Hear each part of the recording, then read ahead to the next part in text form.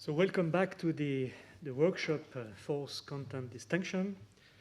And our first session this afternoon is Michael Schmitz from the University of Vienna.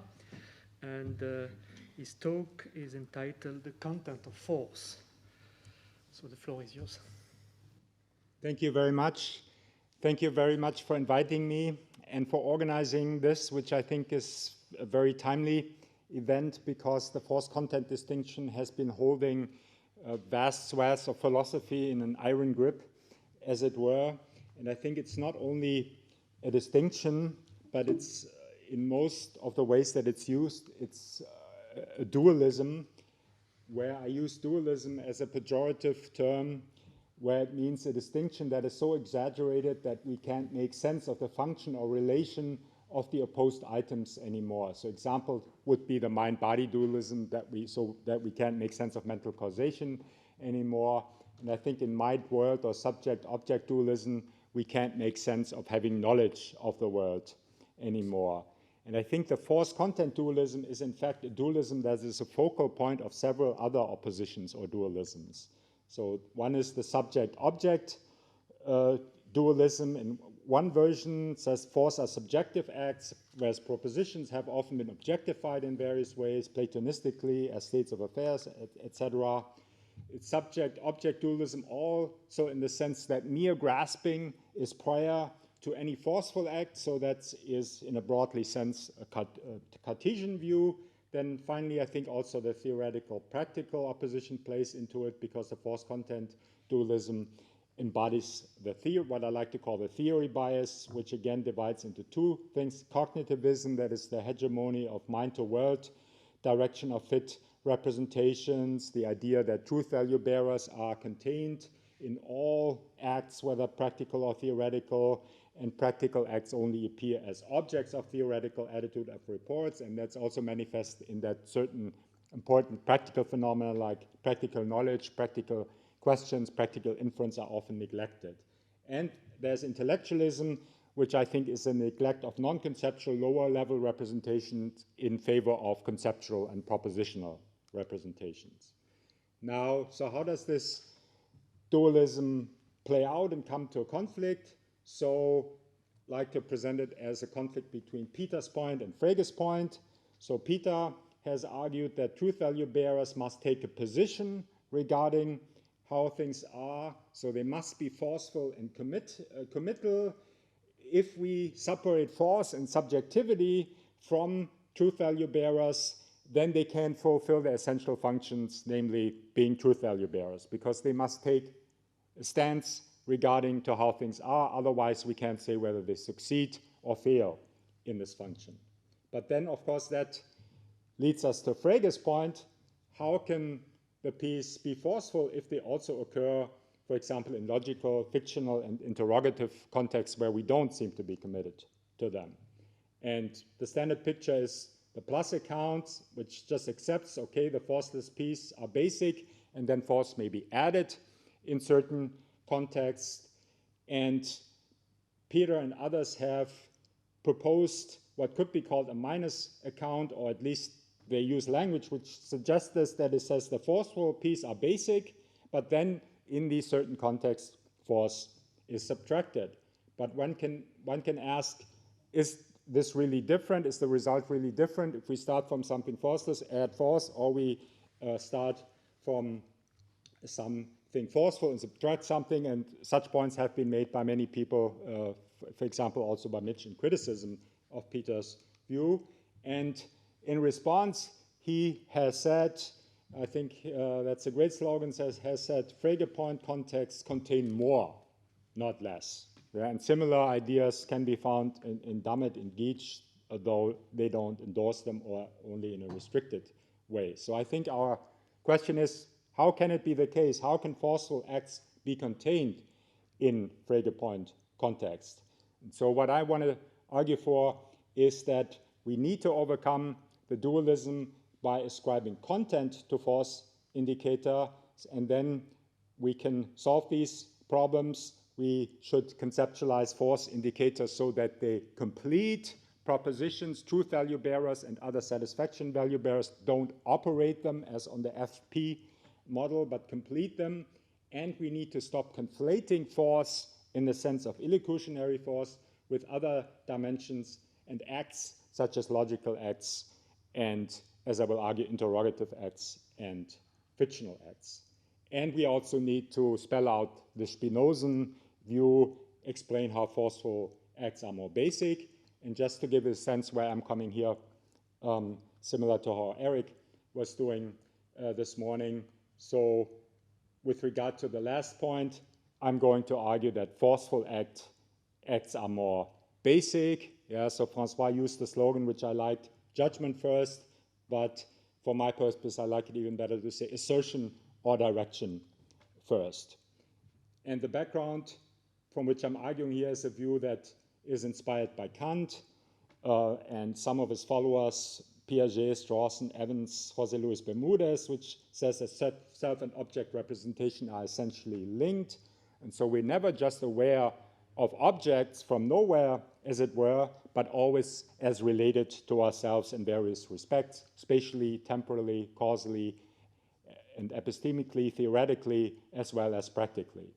And then what inspired me in particular was this idea from Searle of the causal self-referentiality of satisfaction conditions of orders and other states such as perceptions and actions, and a critique that was made of it by Francois, namely that it misplaces information about the causal relation in what is ordered.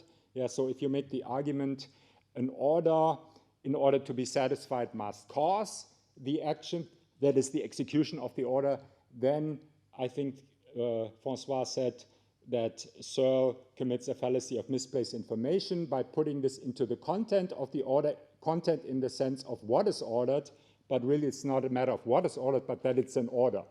Yeah, and so I began exploring the idea that motor force might itself be contentful.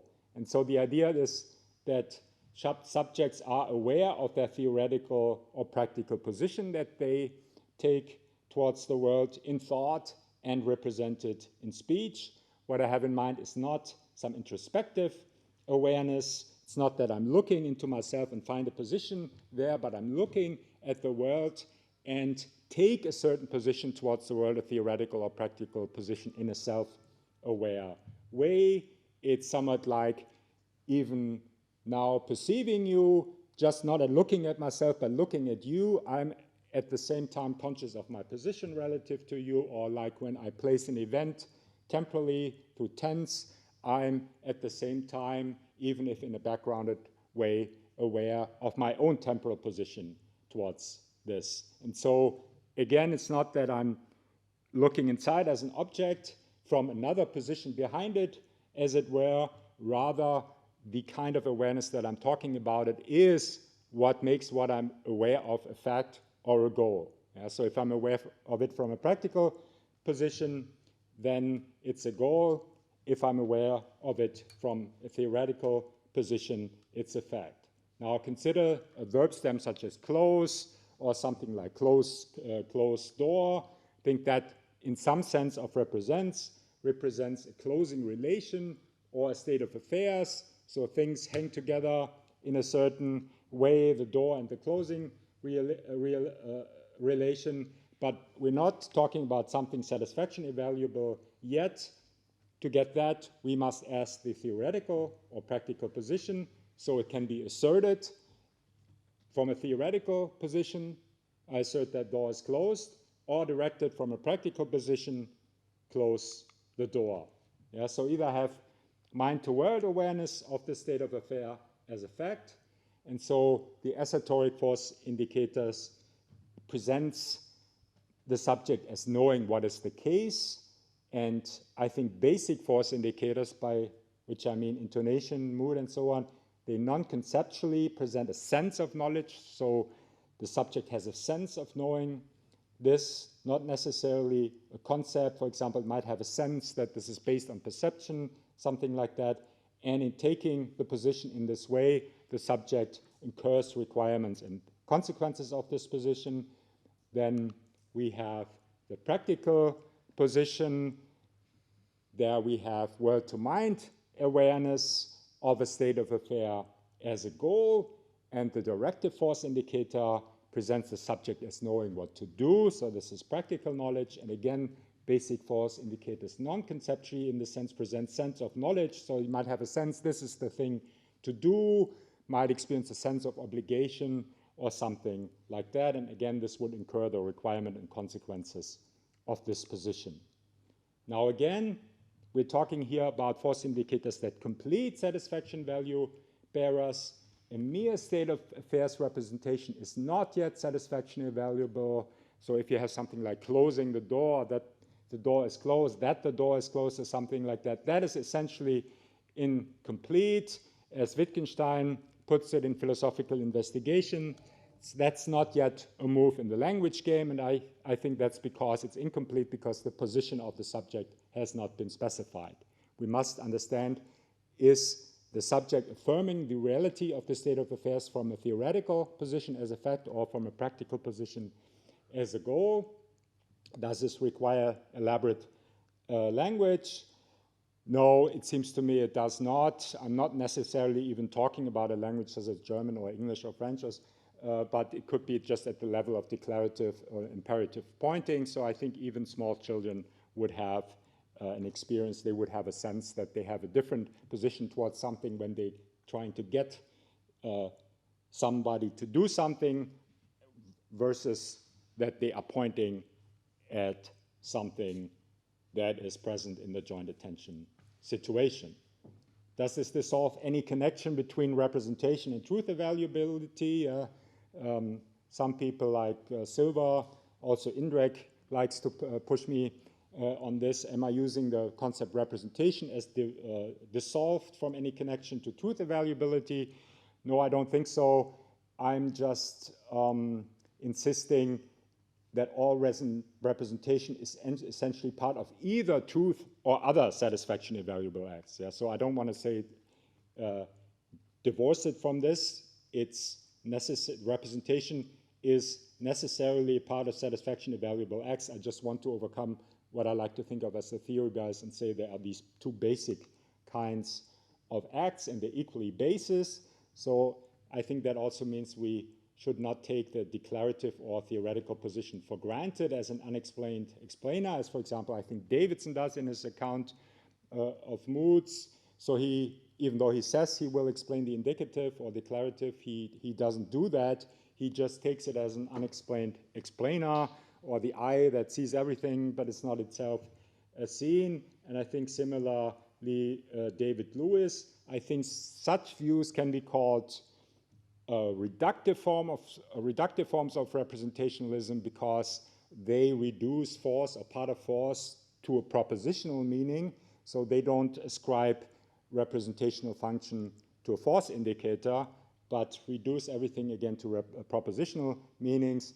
What I'm suggesting could be described as a non-reductionist representationalist position because I say a force indicator as such is representational. And then again, the point is treat the declarative of one of two basic moods and modes of relating to the world. Explain, don't take declarative for granted. Explain it as presenting theoretical positions. You might ask, what are the most basic sort of positions? I'm inclined to think they are like what Ruth Millikan calls push-me, pull-you representation, so where the practical and theoretical aspects are not so clearly differentiated, and then they get differentiated into these states of esoteric or directive character. Why is this non-conceptual? I think there is an order here from starting from intonation to word order to mood in terms of degrees of basicness or conceptuality or non-conceptuality, if you want to think of this in terms of like a Klein, or levels, how they build on each other, but I think all these are non-conceptual. We're dealing with a sense, not a concept of position according to like standard criteria for distinguishing this. So one point is that's holistic, so especially intonation modulates the speech act as a whole. It's non-reflective, so if a child or anybody is able to indicate their positions through intonations and word order, and so that does not yet require capacity, for example, to reflect. They don't have to be able to engage in epistemological reflection, whether they really know or something like that. And also, I think logical operations cannot focus on this. In particular, negation cannot focus on force as indicated by what I call basic force indicators. If you want to do that, you need the lexical force indicators, which I consider to be conceptual. So to say something like, I'm not asserting, I'm not asking a question, I'm not directing you. So for illocutionary negation, you need to conceptualize it, but normally it's not conceptual. Why is it knowledge? I think it's basic and non-reflective, again, in contrast with ignorance rather than lack of justification, but it's still discursive, so that's important to emphasize, especially if you think about practical knowledge. So I'm not thinking about mere skill here, but such things as recipe knowledge or just knowing what to do in a certain situation, but in a way that you can articulate it in a speech act. I think this idea is independently plausible that we're dealing with knowledge here, so you can find many statements in the literature where people say such things as, for example, Peter Unger, that the asserting subject represents itself as knowing. So I think it's not something that could be said, I'm just stipulating to get a certain solution to the Frege point. I think it's just in a way the other way around. It's a very intuitive view, and the force content distinction stands in the way of us acknowledging this in the most straightforward way. Then there's Moore's paradox. Many people have remarked that things like that. If you say something, it is raining, but I don't know that it is, that is defective. I think this point can also be applied to directives. So you have something, close the door, but I don't know to close it, or I don't know whether to close it. That seems defective in the same way. And so I think the representational account, as I've tried to do in a paper, can solve this problem. And it also harmonizes well with the knowledge account of assertion, knowledge first, assertion first. But of course, I extend it also to practical context. That also means like direction first, and both indicate different kinds of knowledge. Okay, so where are we here? I've argued the first 2 points from my list, that force indicators have content indicating the subject's position, and that they complete satisfaction value bearers, so that we do not have the FP scheme where P is a truth value bearer, but we have something like assertion, door is closed, or direction, door is closed, and these entire acts are satisfaction value bearers. But now, again, that brings us to the Frege point. How can this be? Force, since this force indicator will then also appear, for example, in antecedents of fictional contexts. And my response to that is to try to argue that the Frege points conflates different varieties of force. So I think by force we mean different things, and we need to clearly distinguish them. And once we do that, I think we can dissolve this problem. So consider this: it rains can occur standalone, or in a conditional. So don't we still have this difference in force? I think that argument conflates force in the sense of 1, that is assertoric versus directive, with that in the sense of 2, a logical act versus standalone. So it conflates this question whether something is an assertion or a direction with the question whether it's an antecedent or a consequence or a conjunct and such questions. So these are different questions. And then I think interrogative, as I will argue later, versus non-interrogative, that's also a separate dimension. And then seriousness versus seriousness, I'm not going to really say much about it, but that's also another dimension. So I think the Frege point is really based on conflating these dimensions, and we need to keep them apart, and then it's all good, if you will. So the methodology of this argument will be, we consider devising a notation and argue that the signs marking our varieties of force 1 to 4 are essential, while what I call the Fregean assertion sign the new stick, what Hare calls the new stick, or the cancellation sign, I think they're equally redundant. Yeah? They don't really add anything to what other signs have indicated. So consider the following conditionals. So we have if it rains, the streets get wet, but we can also have if it rains, close the door, then we have a directive as a consequence. And contrary to what many philosophers have supposed, I think we can also have purely practical conditionals, and an example for that would be something like to close the door, turn the knob. So here the point is that the state of affairs, even in the conditional, is still considered either as a possible fact. No, sorry. As a possible fact here, if it rains, it's considered as a possible fact. Here, this is considered as a possible goal, and these are also considered as possible goals. So that's why the clauses still have to be marked as esoteric or directive. And of course, that's essentially an argument that Hare already made. And so he used this to make his distinction between the tropic, which marks clauses as esoteric or directive, and between what he calls the new stick, which marks a subscription to either act. So he says there's a difference what kind of act it is or whether we subscribe to it or not. The new stick, I think we can think of as a general Frege assertion sign. So the Frege assertion sign indicates subscription or commitment to an esoteric act or a theoretical act, whereas the new stick indicates subscription to either esoteric or directive acts. And so these are both examples of the plus account. And then we have Peter's point. He says the use of if creates a cancellation text, a context in which acts do not have their usual requirements and consequences. And he introduces the cancellation sign. And so this is an example of the minus account. Now, my point can be expressed by saying, I think the tropic, what Hare calls the tropic, is really all the force there is. The new stick, the Fregean assertion sign, and the cancellation sign could only repeat information indicated by if or other markers of higher level acts. And I think this can be put in the form of a dilemma argument for plus and minus account.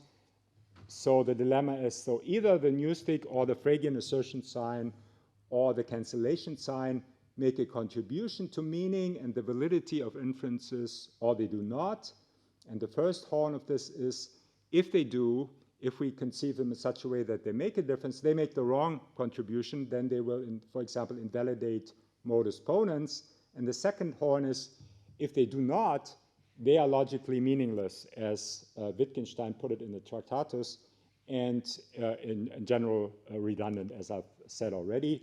So consider this here, the modus ponens argument here. It's in Peter's notation taken from his 2019 paper. So the point is, if the Fregean assertion sign, the new stick or cancellation sign, made a difference to meaning validity, they would invalidate modus ponens because the same P or Q appears once with and once without the Fregean assertion sign and the new stick or the cancellation sign, so then the antecedent and minor premise don't match. And so Peter naturally opts for the second option here, but I think the second option there only highlights then that the signs are redundant. At best, they indicate something already indicated by the connectives or other high-level act markers. So the Fregean assertion sign and the new stick, I think they could only indicate the absence of a higher-level act. Yeah, so if one glossed it, we could say something like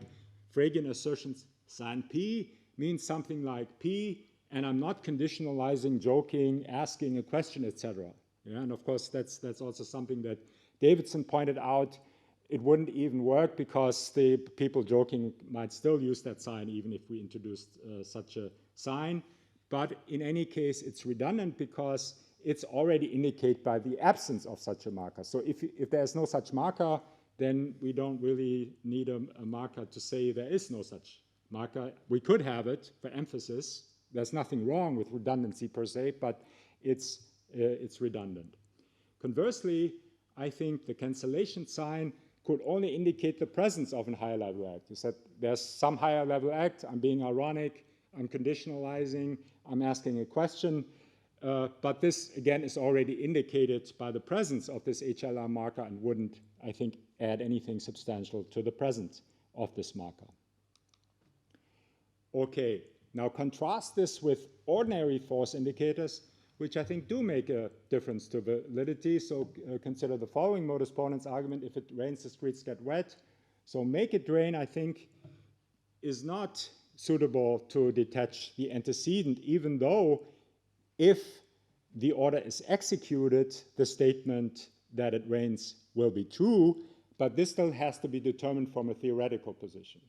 Yeah, so this needs to be determined from a theoretical position, so force indicators must match to detach antecedent, and again, in the conditional, the state of affairs is still being represented or simulated from a practical or theoretical position. Yeah, so we consider the possibility that a certain fact obtains in order then to decide what will be the case then, what to do then, and I think the obligations, the requirements and consequences of the positions are not removed either, but they're only suspended, as it were. They do become due when we detach. Yeah? So then when we detach, these requirements and consequences have to be cashed out, as it were, and they're different depending on whether the act is assertoric or directive. So I think we must say that they remain connected. And note here, commitment then is actually expressed not by a Phrygian assertion sign or a new stick or something like that, but if you think of the argument, it is actually expressed by removing the sign for the higher level act. Yeah, I think so. You have the conditional, then you repeat the antecedent, but you leave out the conditional marker, and in that way you express commitment to the antecedent. All right, so here the broad idea that I already talked about yesterday here is that force indicator meanings are transferred into higher level acts context. So, for example, if creates a context where force indicators now represent a position a subject does not yet take but anticipates or simulates taking. Yeah? So just like rains represents an event it does not yet know of. Yeah? So we originally learn and apply these terms in a situation where there's an actual occurrence of rain, and we do take a position of, or have a position of knowing this, and now I think both these meanings are transferred into the new context of the conditional, and so can be used to indicate the position that we are simulating. Yeah, so we simulate, so to speak, finding out that it rains and knowing that it rains and thinking about what else will happen then or what to do. And I think this compositional account, how force indicators interact with signs for higher level acts, can be extended to others, and I will argue that specifically for questions. So Frege point contexts should be accounted for in terms what they contain more, as Peter said. Also, I very much agree with him when he says in the same paper that the difference is extrinsic rather than intrinsic. But he also kind of admits in that paper already that cancellation talk is terminologically, it's not so good. And so I'm proposing to think of it as transfer. It seems to me that's a better way to think about it. And again, it seems to me that the cancellation sign, strictly speaking, is not needed because the higher level act markers actually do all the work. Okay, so now let me address the intuition that many people will have. Don't we like assert the conditional, for example? I think no, the higher level act is not asserting the conditional, but is like conditionalizing. But many people speak of asserting conditionals, such things, etc. Now let us ask, what could this mean if we have something like here, assertion sign, if P then Q? What could the assertion sign indicate here? And I think there are two candidates really, commitment and the theoretical position. Now, at the first point, I want to say, in one sense, there's something right about it, because one wants to say there's a commitment to the whole. Yeah, so I'm not committed to the clauses, not to the antecedent or consequence, but I'm committed to the whole. But I think the act that creates that whole is conditionalizing, and so we don't need to speak about assertion here. And the second point is commitment, I think, is the default state, and that connects well with what Eric was talking about here this morning, and what I call this subject-object 2, the Spinozist element in all this. So I think it's that the committal acts are always the prior acts, and the higher level acts are parasitic or dependent on them. And since it's a default mode of operation, we don't need, for example, a sign of seriousness. Yeah, so we note a sign of serious only in very special contexts. Yeah? So when we're in a non-serious context, then we might need a sign of seriousness, but we do not and could not have a general sign of seriousness. Wouldn't make any sense that we go around all the time, especially indicating our seriousness, but no, it's essential that this be the default position and that we only indicate special positions relative to it. Okay, so let's look again here at the conditionals. I've already also put here now knowledge, theoretical knowledge, and practical knowledge, because I claim that this is being indicated here. Now here you consider, raise the question, do you know that it rains? So I think you can know whether it rains, and you can know what to do in such a situation. That's practical knowledge, but what about the connection, the conditional connection itself? Is this theoretical or practical? It seems to me it doesn't really make any sense. So when I say, when I know to close the door if it rains, is the connection that I know, is it something practical or theoretical? It seems to me it doesn't make any sense, at least as long as this connection is logical. Yeah, so I'm always assuming that here. I'm assuming it's material implication, so it's truth, satisfaction, or as I like to think about it, affirmation functional. As an additional point, consider the conjunction. Yeah, so I think there's a strong presumption that the conjunction should be treated essentially the same way as the conditional and the disjunction. All the logical operations should be treated essentially in the same way. Consider conjunction like it rained and it got wet. So I think here the initial intuition is clearly against the asserting compounds view.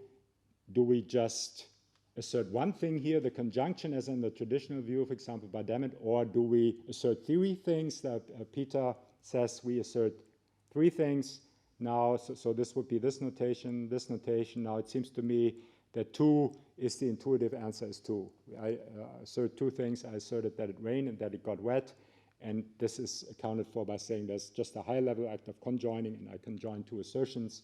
And as I like to always quote John Stuart Mill at this juncture, because he put this essentially this point nicely by saying a team of horses is not another horse. Yeah, so so the conjunction is not another assertion, but it's an act of a different kind.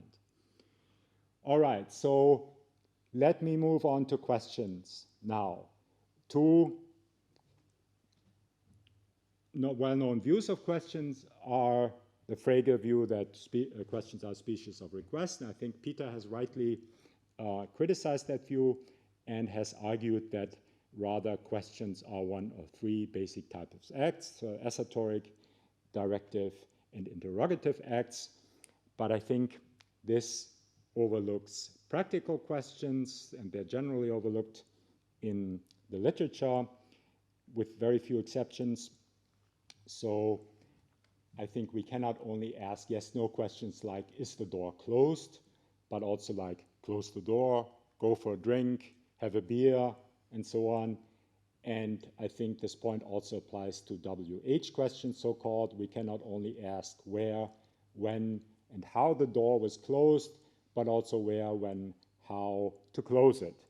And in the one sense, the answer will be an assertion. In the other direction, when we have two kinds of reports, so which are like marked by finite clause versus two clause, and two clauses I think are generally mark of the practical at least in prototypical instances, as Peter also makes that point. So we promise to, we are obligated to, we know to do things, and so on. So that's a strong indication that it's practical. So questions are theoretical or practical. The answer can be esoteric or directive. And I think, and also Peter says they have a special direction of fit. They have mind-to-mind direction of fit because what satisfies them is an answer, but rather the world. So that's why it's mind-to-mind. But I think even though Peter's probably not going to agree, I think this also strongly suggests that they're higher-level acts. Yeah, so they're not immediately directed at the world, but they are a higher-level operation, so that's why it's mind-to-mind. And think about the very fact that a question can have both assertions and directives as answers. Yeah, I think it seems to me that also suggests that it's a higher-level act. And quite literally, so in these examples that I've been giving, so intonational question marking is superimposed on esoteric or directive marking. Close the door is closed. You have imperative mood versus declarative mood, and then intonation superimposes an interrogative marking on this. And higher level act is higher level because questions, I think, is dependent on capacities for esoteric and directive acts. So I think I'm assuming you can only learn how to ask questions if you already understand answers. And one thing also here that I already mentioned, declarative versus imperative pointing. Note there's no such thing as interrogative pointing. Yeah, so I think you can point declaratively or imperatively in the shared joint attention situations, but you can't point interrogatively. You can maybe raise an eyebrow or shake your head or something like that, but I think that already indicates that it's more cerebral or higher level in some sense. Now, the basic argument, though, is the subject seeking theoretical or practical knowledge? And I'm going to argue that is the reason that the interrogative force indicator must operate on esoteric or directive force indicator. And so this can be put into the form of an argument in the following way. So if I have a question like, is the door closed? And we get a yes response, so that is tantamount to an assertion. But if I have a practical yes-no question, close the door, yes, then this is tantamount to a direction. So yes indicates agreement with something expressed elsewhere. And so it seems to me there must be something in A versus B that determines that yes affirms an assertion in the one case and direction in the other case. And so that's why I propose it has something like the following structure, where an interrogative force indicator is at the highest level and operates on an esoteric or directive force indicator. So a question is a higher level act, and again, the question mark is a higher level force indicator operating on either. The same kind of argument can also be made with regard to WH question. For example, where's the force content distinction workshop? I could say Paris, but I could also say that in answer to the question where to go for a weekend, Paris. And so the same expression would be tantamount to an assertion that the force content distinction workshop is in Paris in the one case and would be tantamount to a direction in the other case. Now, I think the position that is indicated, that's pretty straightforward, is wondering. So by asking a question, you indicate that you're wondering whether, where, why, etc. And so questions can be accordingly paraphrased. I wonder whether, where, why, when, etc.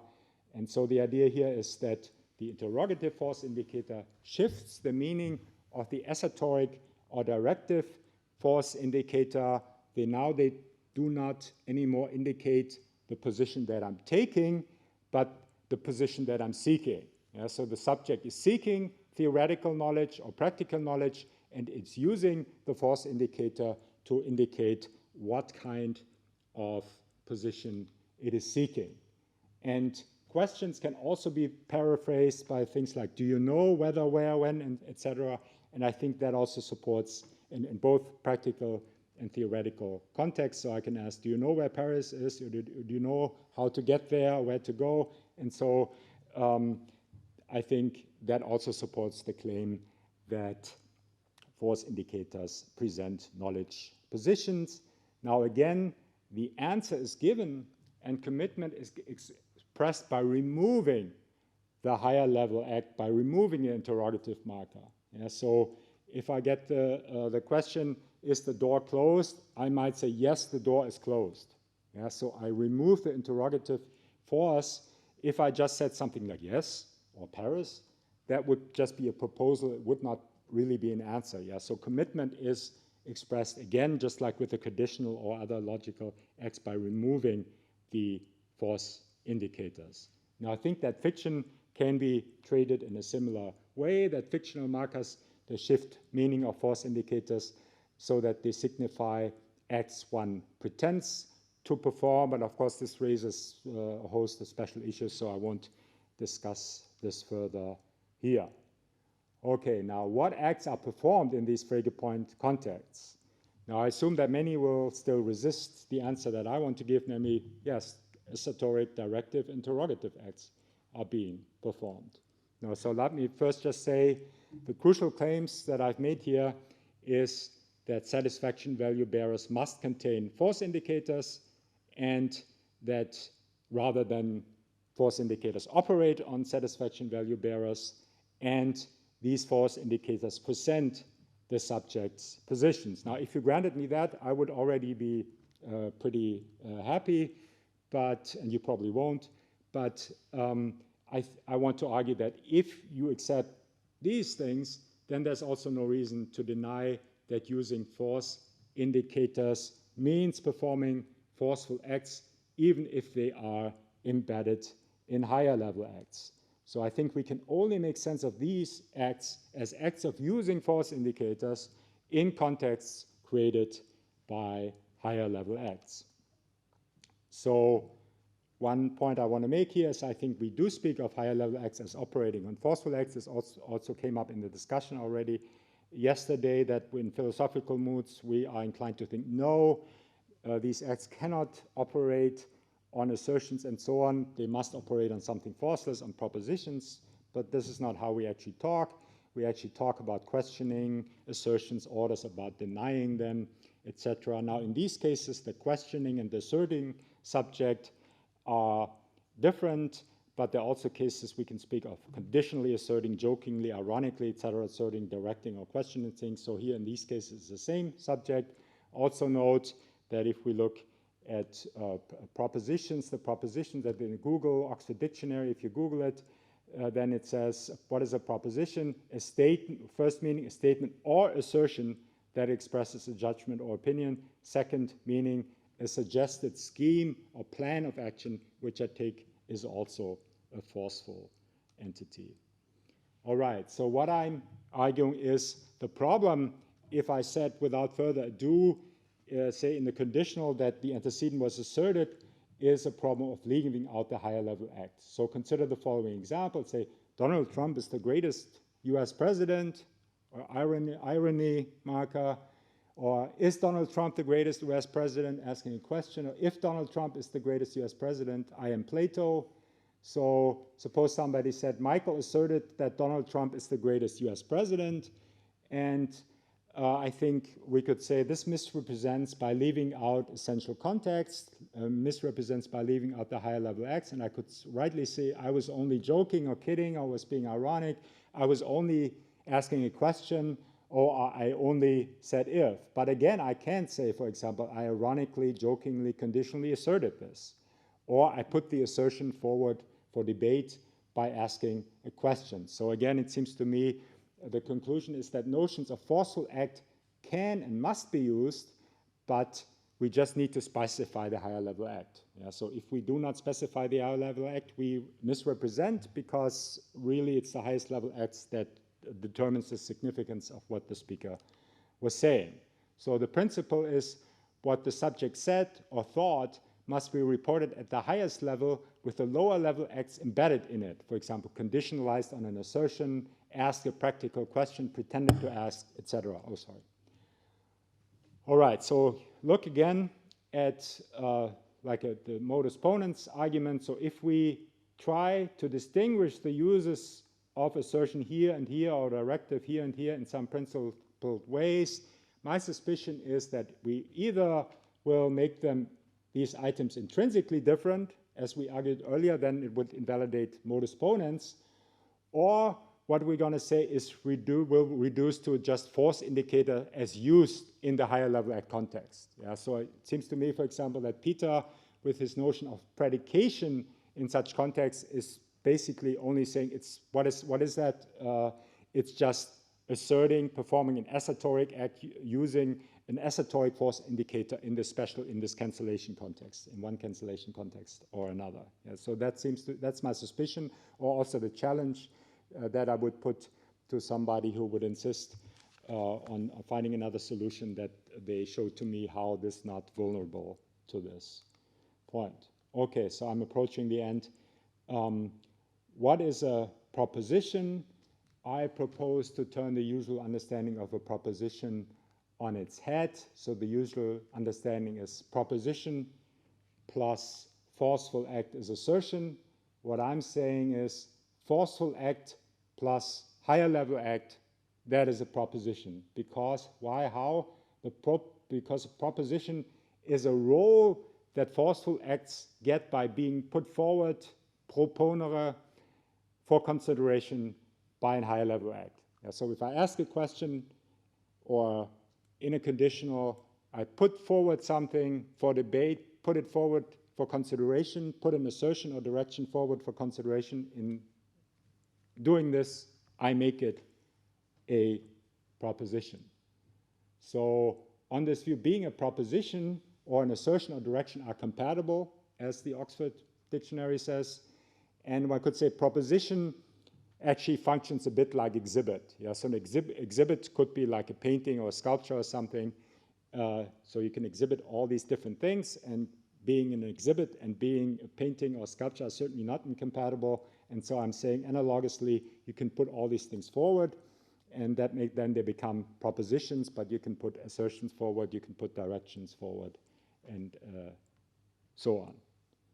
Now, forceless proposition seems to me was always an illusion that they were forceless because of Peter's point, and because, which can be considered to be kind of spelling out of Peter's point, the theoretical position must be specified.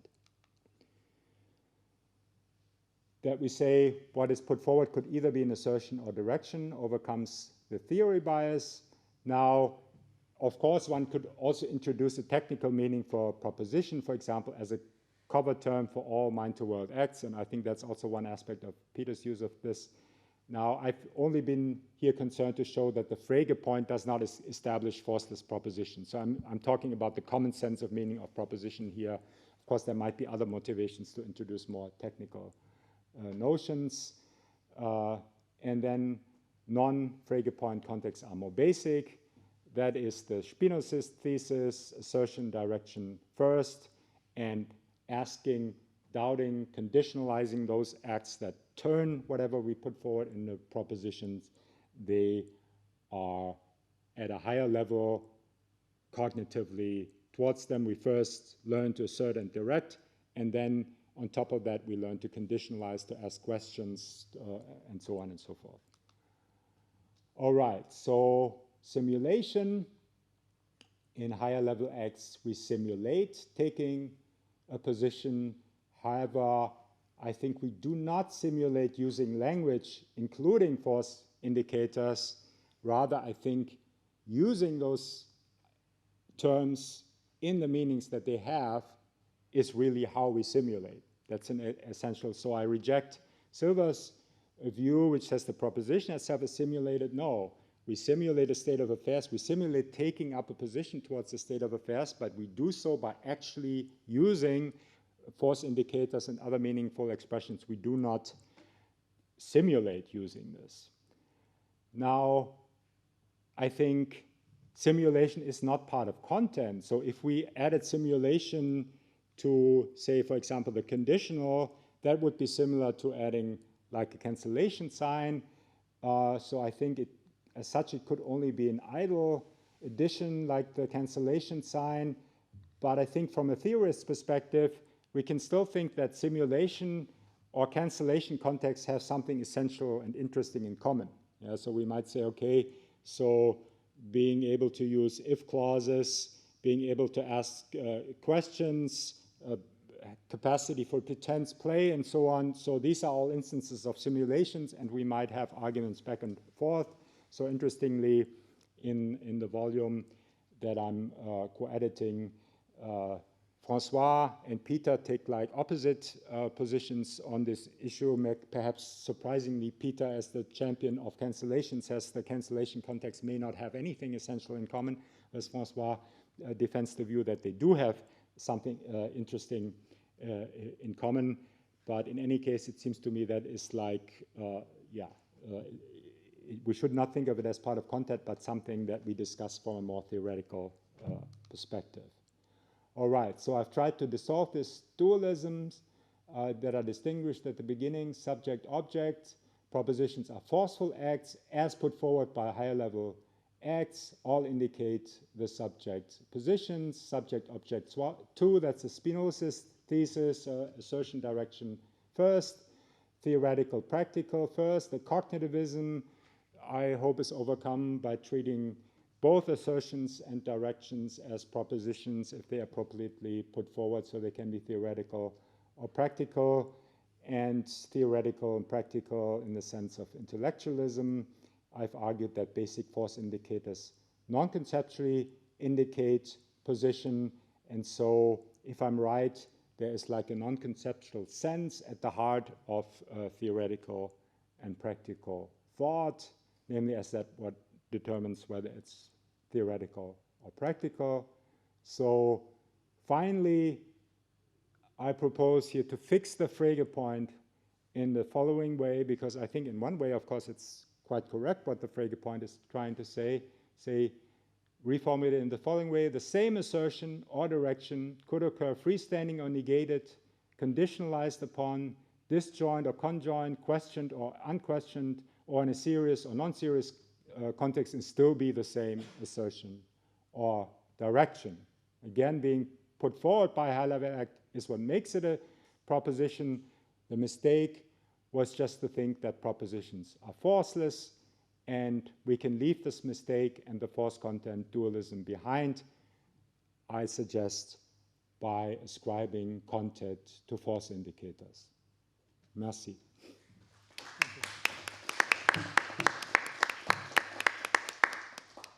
Thank you very much. Jack. Thanks for the talk, Michael. Yeah, thank you. So I'll start by saying, there are some things in your general perspective that I'm very sympathetic to. Obviously, it's judgment first, but also sort of the idea that, something like exhibiting is going on, maybe like when we embed. But then there are a host of things you say which just hurt me deeply, in the sense. I'm very sorry. Yeah. In the sense that Eric talked about before, and not in some emotional sense. Because, so at one point you said something like, "This is not the way we actually talk." But a lot of what you say seems to me completely in deep conflict with the way we actually talk. So your argument that the interrogative is not on the same level as the imperative and the declarative sort of relies on the idea that we have practical questions. And I think that idea is entirely nonsensical. Like, there is no such thing as a practical question in your sense. Because all of the examples you give, so close the door with this rising intonation. Is this a question? Doesn't seem like it. It's a closed, sometimes you give this example, go for a walk, right? It seems like I'm making perhaps a proposal, and it only makes sense if the go for a walk thing when, I'm making this joint proposal, like, do you want to go for a walk with me? But now take like a simple imperative, like read or write, right? So write, that makes zero sense. And I can't make sense of what that would mean. So the idea that there are practical questions just seems entirely nonsensical to me. So like when we, at one point you said, you wonder whether, you wonder why. So notice we don't wonder to, right? You wonder whether to. Like when well, that's why it's a question, right? Whether is a question indicator. Yes, so when you report the question, you still have to form an interrogative clause out of it. You can't, so. Why is that supposed to be an argument against my view? Okay, so I can, so here's another way to put it, and this is, I think, what you should engage with, is that why do we normally feel the need to introduce modals, right? When we start talking about, when we engage in practical deliberation about what to do, we don't do it with imperatives. We think what we should do, should I close the door? That makes sense. Should we, should I write? Like that's the way we talk. We don't like write. I just don't know what that means. I just sort of, and like once you do away with this part, then like all the motivation to treat the interrogative as something, as a higher level act separate from the sort of level of, or it's like residing on a higher level compared to the declarative and imperative seems to fall away. So yeah, maybe you could say something about Okay, this. yeah, I mean, so let me start with what he said at the end. I don't accept that even if it was the case that practical questions didn't exist, which of course I don't believe, but I don't think it would show that that questions wouldn't be high-level acts. I mean, there would still be the question, how do they relate? So why is an assertion an answer to a question? Yes, why do we have mind-to-mind direction of fit, or at least something that can be so characterized? So I think that would still support the idea that it's a higher-level act. Why does it make sense to say, well, the person wants to know what is the case, and I can account for why that makes sense? So I don't think that would show it. But in any case, I mean, you said many people feel, I find that philosophers have the need to use the modal in this context because they like to use language that is truth evaluable. But are you willing to put this to a test empirical? I mean, Yeah, I can show perfectly. you, I can show you, there's a thesis by a linguist from University of Southern California, your alma mater, by the way, I admit he doesn't call it practical questions. He talks about rising intonation, and I think that's because linguists think in terms of sentence types. And so I'm not claiming that this is necessarily a sentence type in that sense, because I'm considering here cases where it's just indicated to intonation contour. But he does acknowledge the examples that I'm talking about, and most people would acknowledge the examples. And so it seems to me that's just begging the question. I would challenge you to any empirical investigations. Also, I think you said things like it's necessary, like suggestion for joint action or something like that. No, you can also just wonder what to do. Yeah, go for a walk. Yeah, people do that. I think it's just like you're just denying. I think you're denying plain facts because you don't like the theoretical consequences.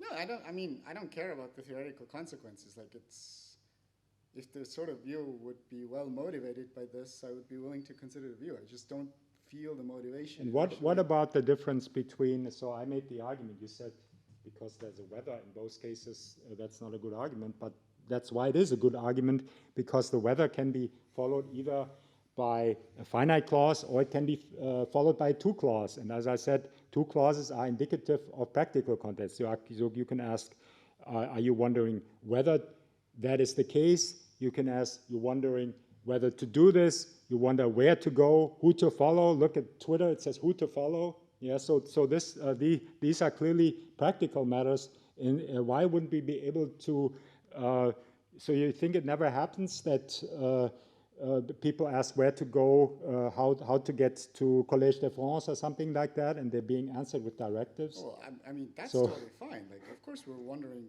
I might wonder whether to go to sleep. I'm just saying that's like a very different sort of thing than. And I answer, saying, go like, to sleep. read Yeah, so and- what's the relation between, how can it be the case I that don't this think- question is answered by a I directive? don't think go to sleep is an answer to that. I think you should go to sleep is an answer to that. Yeah, that you're being prescriptive because you don't like the theory. No, I think there's a very big Why would, difference between the directed imperative, which doesn't carry any normative force, and then you should go to sleep, which gives the reasons, or which says you have good reason to sleep. When you're wondering whether to go to sleep, you're wondering whether, what the best, all things considered, best thing to do for you is. You're like engaging in practical reasoning. Imperatives are not things that are involved in practical reasoning the same way. That's why we reason with declaratives, including deontic modals. But Yeah, like, that's a I should probably dogma. stop. That's a dogma which can be found in various philosophies, of Branham, etc. But it's not present in ordinary discourse. I can say, why go for a walk? To get some fresh air, or something like that. It's completely normal to talk like that, and I think it's just this tendency that philosophers have that they think they always need to speak in truly valuable language. Yeah? So do you really want to claim that nobody has ever used the practical question in the way that I'm Yes. suggesting? I think also it's a bit daring because I've talked to many native speakers about this and who didn't have this concern. Yeah? So you're just saying that this doesn't happen. I'll say one more small thing and then I'll go. So you said, I mean, even if you give up practical questions, there's still a reason to take the interrogative to be the higher level act. And I think, like all of us who grant that the 3 sentence types have different contents, say call them propositions, questions versus properties, whatever you want to call them, all of these people can grant that the content of an interrogative is in some way related to the content of the declarative and maybe dependent on it. And that's a thing you could say about the content. That does not, I think, without extra argument, provide any evidence for the view that when you ask, that operates as a higher level act on a saying, right? On a what? On a saying, or a, when you wonder, that operates on a judgment rather than just the fact that there's some relation between the propositional and the interrogative contents, which everybody can grant, right? This is what you try to use as an argument for the idea that it has to be a higher level act. So for you to have an argument. So why would you drive a wedge between those two things and say? So why do you insist then on maintaining the force content distinction in this way? I don't insist, I mean, if you on maintaining the force content distinction. I'm just saying. I mean, if you would grant me that basically we have the structure so that the question is the more complex act, and it needs to have something in it that is contained in the truth evaluable act as well. That's essentially what I'm saying. Yeah. So if you grant me that, I don't know why you are resisting this claim about acts. You could think you could get what's contained in the judgment in 2 ways. Like you could get the whole judgment to be contained in there, in which case it really would sound like a higher level act. Or you could get just a part of it. Like you could get something abstracted away from the judgment, and then the question is formed out of that, which is, I take it, how the content-only people normally think about this. Like, for WH questions, like you have quantification, you have some matrix, like you take there's variables in there. Like it's not you don't get just the bare declarative and then have a higher level act on that. You strip something away first. Yeah, but why? Okay. Well, what and why? thanks. Okay. Peter? Thank you, Michael. That was great. So I have a lot of questions as well, but I'll just ask one of them. It's about conjunction, actually. So yeah, I think when a speaker utters a conjunction, they perform 3 assertions. And here's a reason for thinking that. Take any theory of take your favorite account of assertion, whatever you want, that provides necessary and sufficient conditions for assertion. I claim if those conditions are met for each conjunct, they will be met for the whole conjunction. So you've asserted the conjunction. You've met the necessary and sufficient conditions for asserting P and Q. If you met those conditions for P and you met them for Q, you will meet them for P and Q. And that will be true no matter what. Give me your favorite theory of assertion. It will deliver the result, I claim, that you meet those conditions for the whole conjunction. So. But isn't that just a way of agreeing with me and saying, well, asserting the whole conjunction doesn't add anything to conjoining the assertions? I mean, I think if you want to criticize what I'm saying, you can't just say, I mean, it's equivalent. You must say, you must explain what is more there and what is important that is expressed by the view that you assert the conjunction. If you just say it's the same thing, then it seems to me that it seems to play into my hands because I say that it's idle. It doesn't add anything really. On your view, does the speaker assert P and Q? Yes. Oh, I thought you were denying. But for me, that's just a way of saying well, I mean, I don't like the P, what are P's and Q's and so, but I would say the speaker asserts that it rains and asserts that the streets get wet. So he asserts these two things. But does not assert it rains and the streets get wet. But how does that differ? That's again my point. If it's the same thing, I don't deny it. You seem to be saying in one sense it's the same thing, but at the same time you're insisting that we need to add this third act of assertion. But if you say it's already a done matter with the first two assertions that we have, then why do you insist on adding a third assertion if it's the same thing? Pardon me? Take the conditional with the conjunction in the antecedent. Yeah. If you don't have the conjunction asserted, you don't get modus ponens to. No, I just need to, in my terminology, conjoin. By conjoining these assertions, I commit to them. Yeah. So because it's a default, commitment is always the default. So unless I do so, of course, if it's the antecedent of another conditional, or if I'm joking or something like that, but I'm always excluding this because I'm always assuming that's the default modus I'm committed, so I only need to talk about conditionalizing, conjoining and these things, and I have no need for talking about assertions. Okay, yeah. Thanks.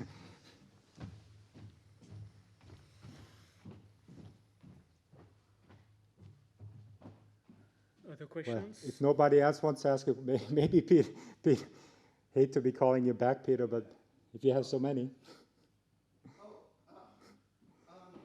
There are no questions from the virtual. Oh, so sorry. Peter? Yeah. Yeah, so let's go back to this conjunctions stuff. So, Okay. so if you assert P, you assert Q, and then you have this sentence, if P and Q, then R. And you say, well, take the, what seems to be the conjunction, P and Q. And you say, I only assert P and I assert Q. Well, I say And P and Q, yeah. and then there is the conditional, if P and Q, then R. So if you don't assert the conjunction, how can you then infer R from the premises, individual premises P and Q? Well, I could infer the That's a conjunction question. from P and Q. I can infer the conjunction, and then I detach the antecedent. And you infer the conjunction. Are you asserting it then? No, I conjoin. I mean, you can say I'm asserting if it's equivalent to saying that that I'm conjoining, but I just What does conjoining mean then? That's well, that's given by the truth table or whatever.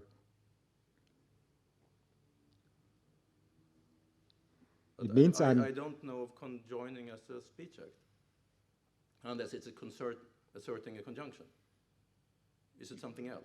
But I mean, certainly there's an act of using a conjunction marker like and, right?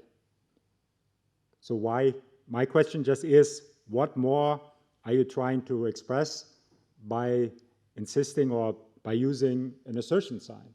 I just don't see what it adds to it. I'm sorry, I don't understand what you're saying.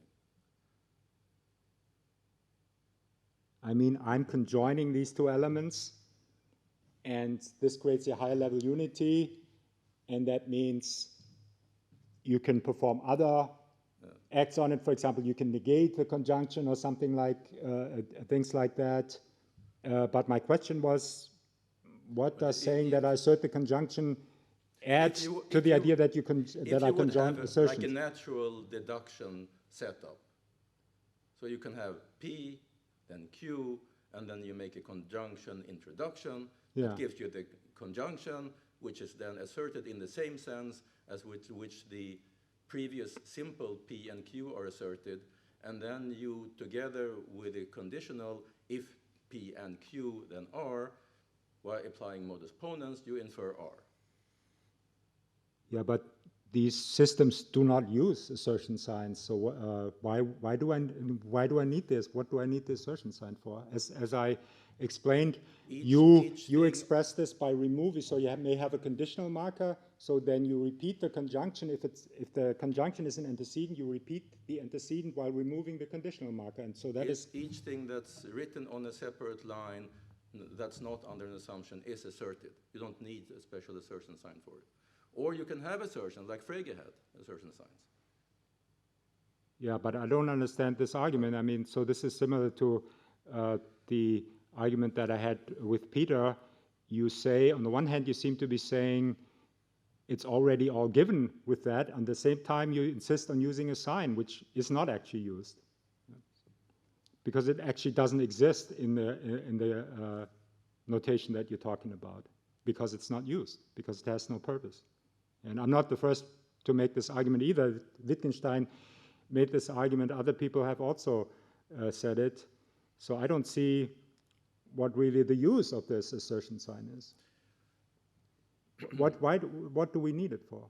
I mean, so I gave the two alternatives. It could be a sign of commitment, or it could be a sign of theoretical position. And then I tried to argue that either one is not needed. So, and I don't understand from your examples what the function is. I must say I have very hard time understanding what you're saying.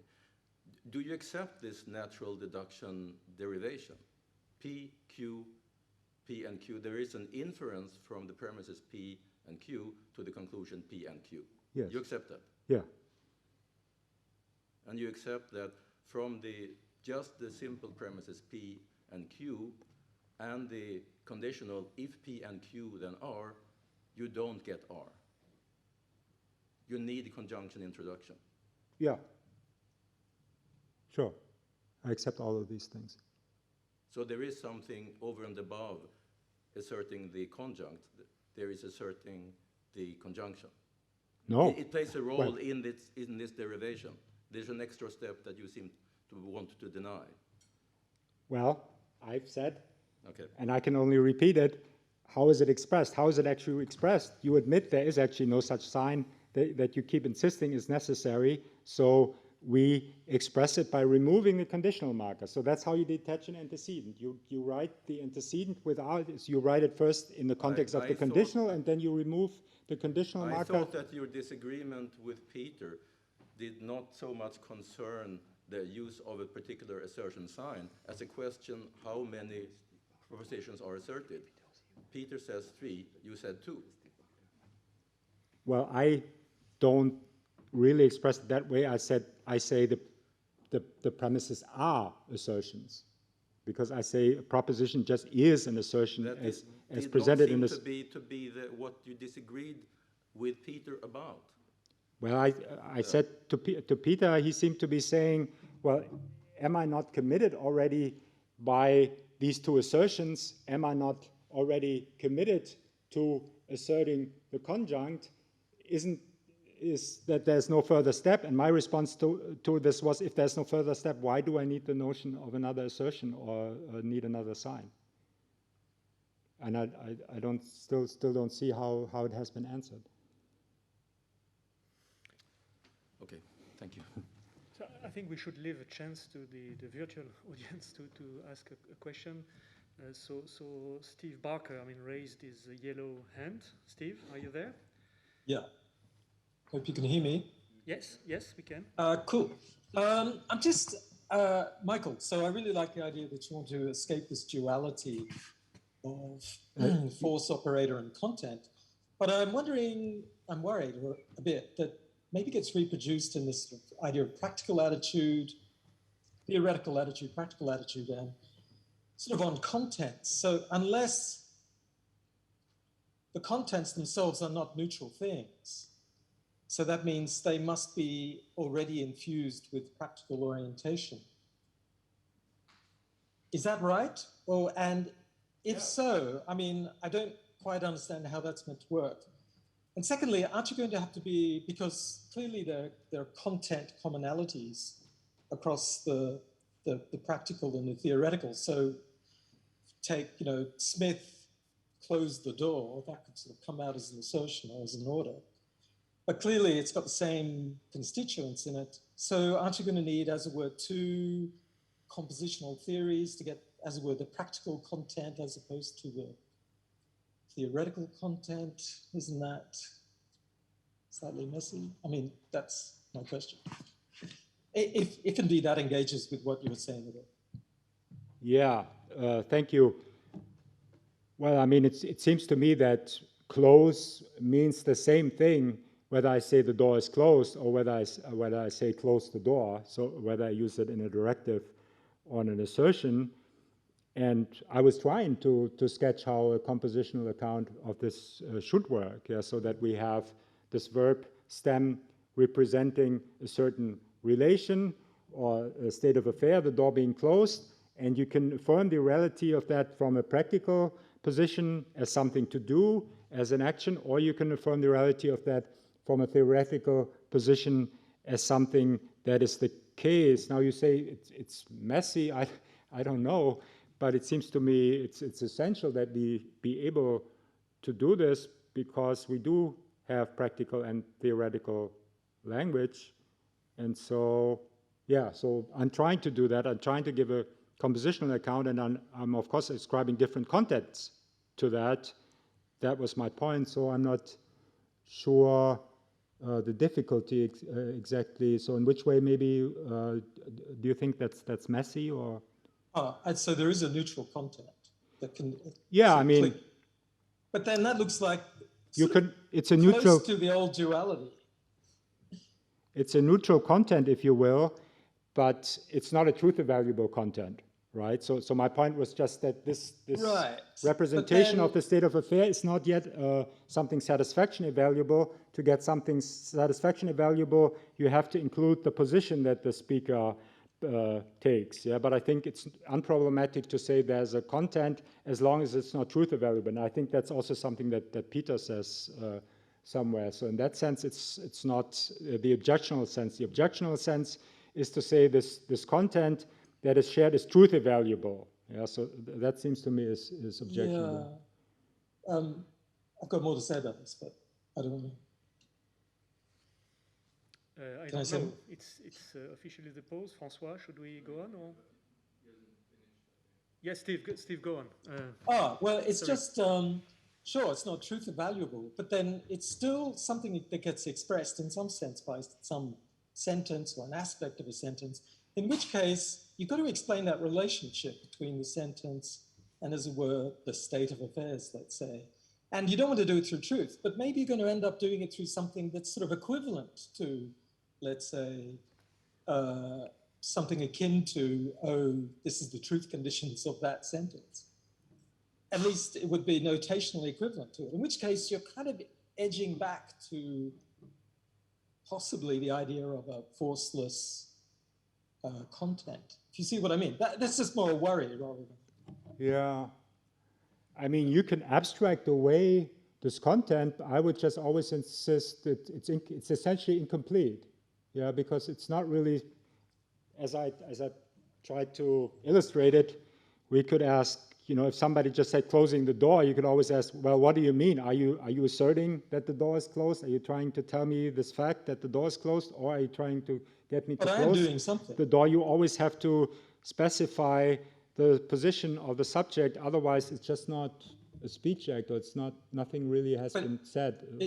It still seems to be an act in that Yeah. there is, call it meaning a state of affairs or something like that, not quite sure. Yeah, yeah. In which case, that's complete in itself. It's not an illocutionary act, et cetera, et cetera. Right. And in which case, that nature of that content fullness of that aspect of the sentence still needs to be explicated. I'm just a bit worried that that's going to bring in something truth-like, the truth condition.